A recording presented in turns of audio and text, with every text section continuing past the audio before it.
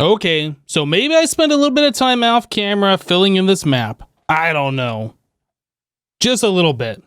Yeah, so we now have 6 map sections completed here. I've taken the maps and I've renamed them on an anvil, as you do. So I know which map is which, so east, center, west, northwest, north, northeast. If I ever take the maps down or I jumble them up or whatever, I know which map goes where, and I don't have to like try and play, does this one go here? No, is it this one? Anyway, so yeah, we have them all named so we know where they go. You know, honestly, out of all the maps and all the exploring that I was doing, the northwest one, this one was rather dull. There was like nothing. No points of interest at all on this map. Yeah, it's so super bad. Nothing there. But this one over here, turned it. This map has all sorts of stuff on here. Yeah, I got villages. We got ourselves another pillager tower. Lots of desert temples. Ocean monument. Yeah, and then this down here. I thought this was kind of interesting. Yeah, I'm not so sure about this. These are like those things you find in the ocean underwater generally, but a bunch of these just spawned up on the land, and I don't really know why, if there's anything special about that. I didn't look at any of these things at all. So we got ourselves a fishing rod with lure on it, some coal. All right. Yeah, as we do, I'll take the chest just so we have that. Okay, so nothing really special about this over here. Anything... is there even good loot in these things? Hey, a sea lantern. I guess that's all right. What's in this one? We got ourselves an unbreaking fishing rod, more coal, and some wheat. So far, nothing really great in this stuff. I should take this with me, though. Yeah, take the sea lantern. Over here, yeah, you can see I put a banner here. And I did see that there was rotten flesh. I didn't kill anything here. I did like a drown spawn with these things, maybe, and then it just died in the sun. Yeah, there's rotten flesh everywhere here. Or maybe drown spawn. Hey, there's a buried treasure map. Maybe the drown spawn at nighttime, or... Yeah, I don't know if they just spawned with this thing and it spawned on land so they died or how that works. But anyway, what's in this one? We get wheat and 2 buried treasure maps. So are these taking us to the same place or are these separate? I actually don't know. Let's take a look at this one. This one looks like we need to go over to the east a bit. So that would be this way. Okay. And that's going to be right below me, somewhere here in the water, I guess. Since we saw the one last time was in the water, I can only imagine this one's going to be in the water too. Aha, I found it. Okay, so this one has another heart of the sea, some diamonds in it. Oh, let's get a breath of air. Yeah, it's got some good stuff in there. TNT, I like it. Got some gold, fish, more... prismarine stuff. I guess I don't know. I guess I'll just leave the rest of that stuff there. And then the other map, is that the same one? Okay, so that's the one we were just looking at. Oh, it is the same one. Okay, so both of those spawned right next to each other and they're both the same map. ID. Well, this one says 32 and this one says 31. Is it the same thing? Oh, actually, no. So I looked at that a little bit more, and yeah, I'm pretty sure that is just, they're both pointing to the same buried treasure. This biome right here is kind of crazy. This is like shattered savanna or something. It's like the amplified terrain, well above the cloud level. Yeah, amplified terrain desert. That's kind of cool. Yeah, really interesting structures that are here.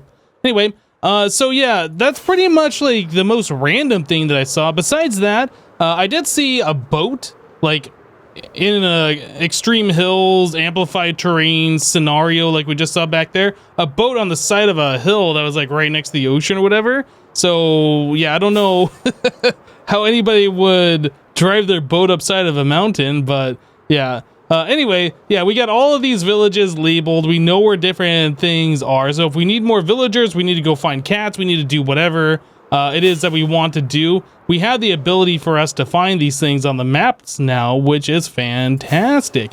But one other thing that we did discover that I didn't mention yet, I believe it was on the eastern map. Yeah, so if we take a look at the eastern map, we can see that there is something here. Yeah, so that is Mushroom Island. That's pretty cool. Let's put this map back where it should go. Yeah, so we have a Mushroom Island just right there on our eastern map. So yeah, a little bit to the east, a little east-southeast area. That's not bad. It is kind of small. There are mushrooms there. I don't know how I'd be able to transport them back to the base here. I do want them. I guess we'd do another portal. Then we'd have to make like a tunnel in the nether to get them to where we want them to be. So that'll be a project for later. But yeah, that's kind of cool. Like those mushroom islands are extremely rare to find. And thankfully we had one pretty close to the base. So with all this mapping and flying around and all this kind of stuff, a thing that I am realizing is that we need wool. We need lots of wool. If we're going to be making banners and placing them around, yeah, we definitely need to get some kind of a sheep farm going, a proper sheep farm. Now we have these sheep over here that I can shear manually, but I kind of want to set up an automated wool farm. Yeah, that's something that you can do, which is pretty cool. So in order to do that, we're going to need to get ourselves a few different items. So we're going to need, I'm going to have to take a look at this. We need a dispenser. A dispenser can automatically shear a sheep, and that's just cobblestone bow and redstone dust.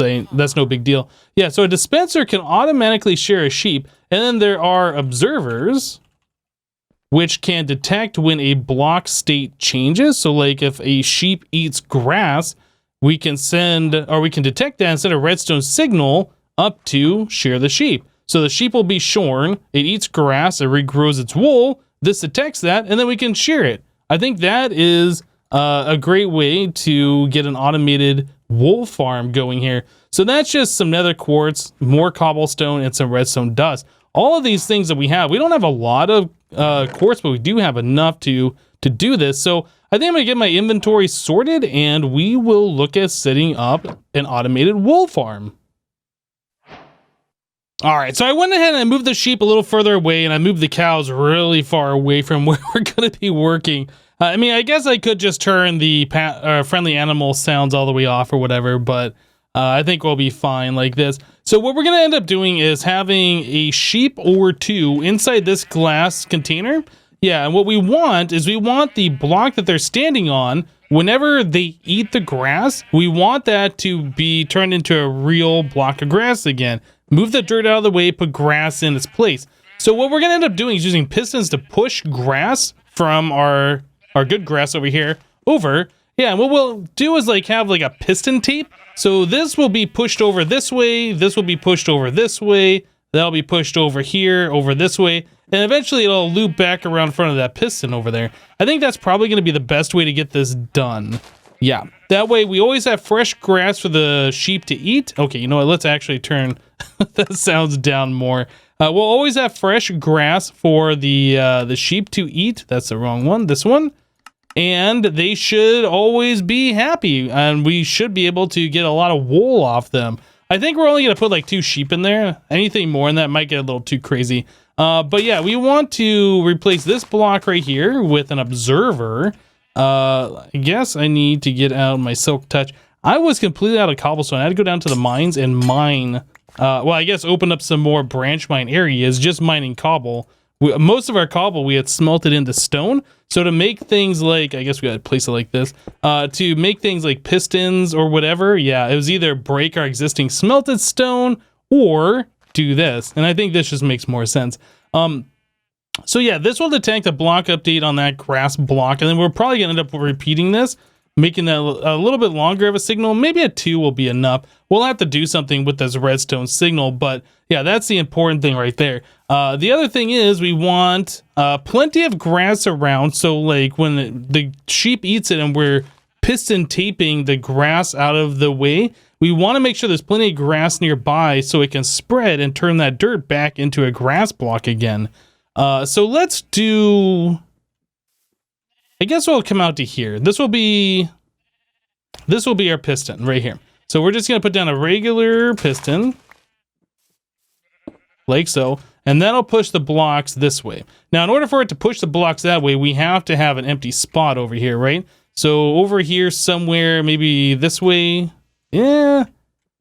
This really isn't the most ideal. I think we'll put it right here. That way we'll have the most amount of blocks around a potential dirt block. Yeah, we'll put it right there. And then that'll push it over here. Now, this shouldn't have anything in front of it at this point. And then this will push... Let's come out... I don't know. I guess right here should be fine. So where this torch is would be another piston.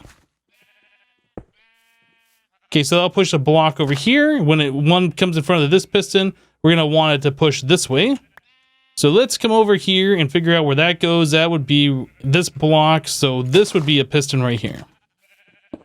Okay, and then again, there won't be a block there. So yeah, this will push over in front of this piston. When this gets a block here, we need to detect that, send a redstone signal to this piston to push over here. This one will push over here, and then we will prime a new grass block to start this process over again. Okay, so that's pretty much how this is going to work. And then as the dirt travels around here, there should be plenty of grass blocks nearby for it to turn into grass once again. So the next step is we need to get these pistons to automatically push a block when a block comes in front of them. And the best way I know how to do that is by using a redstone torch. So if we come down here, we place a redstone torch, and then I think you have to use a repeater after this point. Let's see. If we get rid of this block and this block, let's do a little test real quick. So if we get rid of those and we place a block in front of it, this redstone torch should power this block, which should power this piston, but it doesn't work like that. I think we have to pull the redstone signal out of this block and then come over here and then push it into here. So I might have to do a little bit of terraforming over here after all. Not a big deal. I mean, I guess I can just fill that in a little bit.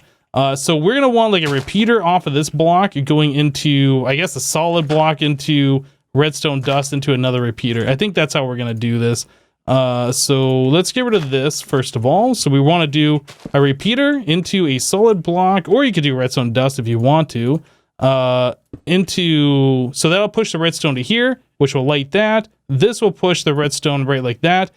And I think that's pretty much it. So if I place a block in front of that piston, it should push it. That's what we want to have happen right there. Perfect. Okay. So whenever that piston pushes over here, this one will just do the chain. So we'll get all of these going just the same way. All right, so all three of these pistons are ready to go. So now if we give this a quick redstone signal, you can see that it replaces this block. So this whole line gets pushed over there. That all pushes it all around. Yeah, so this is exactly what we want to have happen.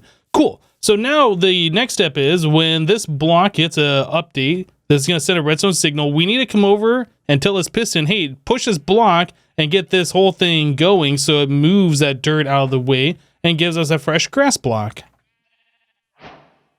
Okay, so we're using a pulse lengthener here. So this repeater is on 4, and it's going into a repeater that's on 2, into a block, into a repeater on 2, into a block. And next to these blocks, we have these redstone dust. So as soon as this first block gets power from this repeater here, it'll power this redstone line, which will come over here and power this piston. And this line will stay on as long as this block is powered from this repeater or this block is powered from this repeater. So it extends out the length of that pulse a little bit. So yeah, we can see this work if we delete this block here. The redstone comes on, that pushes, and it stays pushed for a little bit. And we do want that to stay pushed for a decent amount of time. Okay, so if I put block here, I guess there really isn't a great way for me to show this unless I right-click this block, which will turn into a path block. Not exactly what we want, but that should show this whole operation work. So this path block should be moved over here, and then we should prime up a new grass block there. Yeah, that's what we want. So both of these repeaters are on 2. Same for the repeaters here and the repeaters here. I did lengthen those out a little bit. So the whole piston tape thing is working just fine. So we'll be able to cycle around a whole bunch of different grass blocks. And we'll always have fresh grass available for our sheep to eat, which is fantastic. So the next thing is we need to get the collection area going. And that's going to take just a little bit longer for me to do here. So I'll just take a minute while I dig out underneath this, and we'll be right back, guys. You know, I thought turning the sheep sounds down was going to be enough. No, these guys just grate on your nerves when they just keep making sounds over and over again. So friendly mob sounds are completely off now. So yeah, I want the drops from the sheep to come into this chest. That's the idea. To move items upwards, we can use droppers. If droppers get a redstone signal and they're pointed to an inventory, they will push the item into that inventory. So we will have a dropper here and then a dropper here. So this one will receive the item, which will push into this dropper, which will push into this chest. Yep. So that's what we want to do. So underneath where the mob drops are going to be, or I guess the wool is going to appear, we want to be able to pull that item through the block. The best way to do that, or at least the only way I know how to do that, is with a hopper minecart. So we can make a hopper minecart, and then we need that to be sitting on something, which is probably going to be a hopper. So I think we'll point a hopper here and to here. Yep. And then we will place a rail on this guy, and then we'll put a hopper minecart on that rail. There we go. So anything that appears on top of that block, this hopper minecart should be able to grab it, which this hopper will take out of the cart and put it over into this guy. Now we'll worry about getting the item from here up into the chest. But yeah, first of all, let's just make sure this works. So if I push an item there, we should see that in that bottom dropper. Yeah, okay. So everything is working correctly. That is great. All right, so now that we have that done, we need to find out if there is an item in this thing, and then we need to have a clock go. Actually, I'm going to make sure I'm using these other types of blocks instead of just regular blocks you find in the world. So if I'm ever doing more digging, I don't accidentally my redstone. So a redstone comparator emits a redstone signal if an item is in a dropper or an inventory that this thing is looking at. So if we put an item in here, you can see the redstone turns on. So that will push a redstone signal, and we are going to want to use that to turn on a clock that is going to be pulsing into these. Yeah, so as soon as this gets a redstone signal, it'll push the item into here, this one up into the chest. So yeah, this guy is going to be the key to turning on our clock. The great thing about these observers, not only do they detect block updates, like if you place redstone right here, and then we place something in front of it, you can see it detects that block state change, which is great. Not only can it do that, but you can also use these as like a pretty cheap timer, or I guess a pulsar. So if you place them facing opposite of each other and you connect them with redstone like this, then yeah, you get yourself a timer. Now, if you were to apply a redstone signal to one side of that, the timer stops. If you remove the redstone signal, then it goes again. So it's, you know, very, very cheap in order to get yourself a nice pulsing timer. I like it. So we're going to use that down here. So we have our comparator coming off of our dropper. So whenever this thing gets an item, we are going to emit a redstone signal into this block, which is going to turn off our timer stopper here. Just a redstone torch on the side of that block. So when there's nothing in there, that torch is on, which is going to stop our timer. When we put something in there, that torch is off and it's going to start pulsing. Yeah, so that's what we want to have happen. So pretty much what we need to do, I don't have a good way up and down. I keep like pillaring in and out of here. Pretty much what we want to do is just place down some blocks here so we can do that action. So I guess we'll do something like that. We'll have this one facing not that way. We'll have it facing this way, and this one facing this way. We'll just connect up a little bit of redstone like that. So you can hear them constantly clicking, but we only want them to click when there's items in there. So that redstone torch will stop this side from activating. Actually, I guess that isn't stopping it. It is still pulsing, isn't it? Maybe these things need to be reversed. Let's try reversing these. So if it's facing this way and this one's this way, is it still pulsing? No, we're not pulsing now. And if I put some items in here, okay, that works just fine. And then we get our 3 dirt all the way up into that chest. That is perfect. So again, this is going to collect the wool, which is going to go into these hoppers, into this, and this timer will send them all the way up into our chest. This will be completely hidden. You won't see any of this stuff down here. I probably do want a little bit of torches around here because the pulsing redstone might cause some lag, I guess. I don't know. Also, I don't want monsters spawning under here, so I want to make sure this is nice and lit up. Okay, yeah, probably overkill on the torches. So yeah, that should be pretty much it as far as getting the items collected and put into the chest. So the next step is we need to start shearing the sheep. So am I going to be able to easily get those sheep? I want 2 of them. Am I going to easily be able to get them into this little 2x1 hole? Probably not, but we're going to give it a try here. Just harvest a piece of wheat, see if I can grab 2 of them, and only 2 of them. They're probably all going to come for my wheat, aren't they? Most likely. Yeah, we want to just try and grab 2 of these. Well, actually, I guess we could just do 1 at a time. So let's do that. And, well, we got 2 of them. Perfect.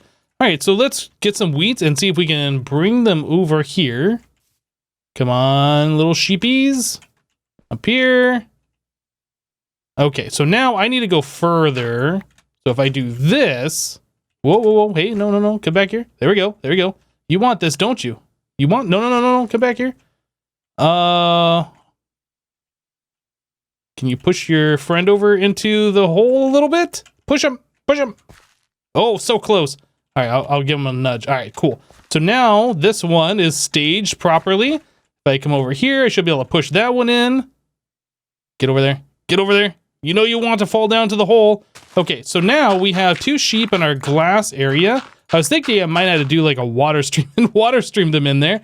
That would be annoying. But yeah, we got them in there just fine. Okay, so dispenser time. We need to get ourselves some kind of block to place a dispenser up against. And we want silk touch. Actually, I guess I might not even need to break this glass. I'm not sure. Dispenser, can we place it facing downwards? No. Okay, well, you can hear that that did work. They ate the grass and it's moving the dirt or the grass around. That's working just fine. We do need to get them sheared, though. And that's the hard part. How am I going to do this? If I place a block right here, and then I silk touch this, can I somehow place that right maybe? I'm not sure how this is going to work. Let's see. We have silk touch. Rid of that glass. Rid of that. Oh, man, I won't be able to see up there, will I? Maybe if I get a corner. You know what? I bet getting rid of the corner is going to solve our problem, isn't it? There it is. So now that's facing downwards. Okay. We definitely want this glass here, so when they do get sheared, their wool doesn't fly everywhere. That's the reasoning for that. It is kind of important that we have blocks, solid blocks all the way around. Can't do fences or anything like that. All right, so now we need to get shears in there, so when we give it a redstone signal, they get shorn. We have a shear right here. This should work just fine for a little while anyway. All right, so shear goes in there. And now we need to get redstone signal from down here up here. So that's going to be fun. Probably the best way to do that would be to use slabs, I think, and just kind of like staircase it up. Well, I don't have slabs on me. That's the one thing I did forget to make. So we will make ourselves some stone brick slabs real quick. There we go, 6 of them. That ought to do it, I really think. I can't imagine we would need more than that. So we have the redstone there. We want the redstone to be at this level now. No. Is that right? I don't think that's right. We want it... Let's see. We want it to come up... Yeah, I think we have to do this. We need to staircase it up like so. And then this we can replace with a slab. I think that's what we need to do. So that. I guess that's a little wasteful. I think I really wanted this to staircase up this way. Maybe I'll rearrange this in such a way that we can do that. In fact, I think if we get rid of this block here, place a slab here, and then go up, we should be able to do it. Let me go ahead and change this real quick. All right, so we have the redstone, going from this block up to this slab, to this slab, to that slab, and then I guess you can put redstone on glass. I think that's fairly new. I'm not sure you used to be able to do that. But anyway, that seems to be working just fine, and the redstone's going the way that I wanted it to go now, so fantastic. All right, so now that we have that in place, our sheep are completely shorn. I did not use shears on them, So this appears to be working. Yep, durability removed. I don't see drops in this chest, so that's got me a little concerned. I wonder if I broke something. I had to have broken something when I staircased back up here. There's nothing in this dropper. So we have... Oh, interesting. Okay, so I see the problem here. Our wool is not being able to go into this dropper because this item hopper is getting a strong redstone signal, so it is locked. Aha. So that is because this redstone torch is pushing redstone into here, which is locking this hopper. So I need to figure out another way to solve that. Okay, so just a simple change. We have the redstone signal coming over that's locking our detectors over on the other side. So this side is always off unless it is running. And then I had to put a repeater here. So this redstone signal in front of this guy is a strong signal. Yeah. Otherwise, if you don't do that, then it sees, hey, you're going from a high signal to a low signal and never stops running. Yeah, that's not good. So we need to put a strong redstone signal there, and then that way it can't flicker at all. So yeah, that seems to be working just fine. So it sounds like, oh no, I guess that was one of the other sheep just ate. I was thinking that might have been one of our sheep, but no. Okay, so I just need to make sure this thing is gonna be running. So let's come back upstairs. Let's get rid of all the wool that's in there, and we'll just wait for a moment and see that, oh, you know what? Yeah, there's a problem here that they ate the grass underneath there while the piston was going around. In that case, we are going to have a slight little delay. But yeah, we got to wait for that grass to grow back, and then this thing should work again, and we'll check it out.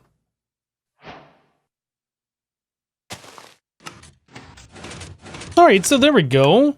And then we get at least 2 wool. We got 3 wool. Perfect. So this thing seems to be working just fine. Now, I don't know if this is the best setup for this, and it is kind of a big footprint, but you kind of need a big footprint in order to have enough grass being able to be regrown to be put back underneath the sheep, right? So, yeah, I don't know.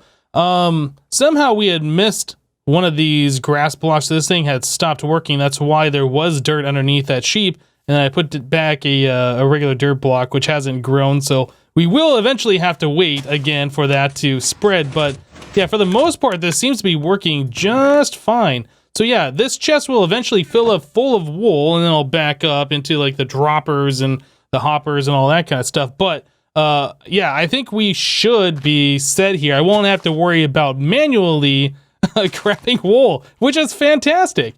So up here, I did put in some more shears, and then I put a hopper here with more shears. So once these things break, we'll have a few more, and it won't just stop working altogether. But yeah, the few quirks that there are, again, like we gotta wait for the grass to grow, and if by chance dirt does make it all the way around and it's just sitting there, the only thing we can do is just wait for it to grow, and then it'll just work again. So I'm pretty happy with the way this has turned out. Guys, that's gonna do it for this episode. Yes, automatic wool farm. I know, it's not like the best thing in the world, but it is automatic and it is pretty cool to do, and I am very happy about it. Now, I will have to go through here and clean up some of the stuff here. We do have some redstone exposed. Maybe we'll put some carpet on top of it. Maybe we will put some leaves or something. I'm sure there's a way that we'll be able to make it look better, but functionality-wise, it seems like we are doing pretty good. Anyway, that's it for today. Thank you guys for watching. Remember to leave a like on this episode if you liked it, and we'll see you next time.